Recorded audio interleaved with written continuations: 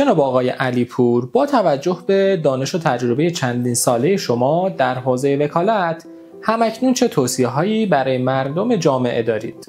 اول اینکه بدون خوندن و مطالعه هیچ برگه‌ای، هیچ معامله و در واقع عقودی رو امضا نکنن. در معاملات املاک، در مشاوره املاک، در خرید خودرو، در حتی سردفتر ازدواج و نکاح تحت احساسات و هیجانات قرار نگیرند و بعد از مطالعه برگه ها و کاغذ ها معاملات رو امضا کنند و به حرف و صحبت های اشخاصی که در مجلس هستند اعتماد نکنند.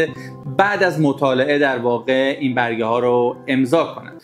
دوم اینکه در جامعه به نزدیکترین شخص ها نیز اعتماد نداشته باشند.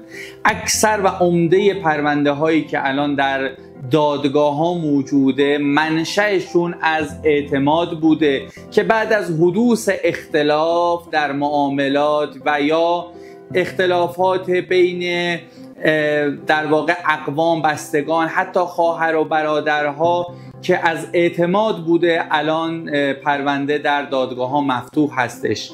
و سوم این که معاملات، مخصوصا معاملات هنگفت رو بدون مشاوره حقوقی وکلا معاملات رو انجام ندن. این عرف در جامعه ما در واقع این فرهنگ سازی نشده، ولی اگر میخوان معاملات بزرگ رو انجام بدن در سطح خرید ملک یا خرید خودرو با مشاوره حقوقی یا وکلا مشاوره بکنن و بعد این معاملات رو انجام بدن.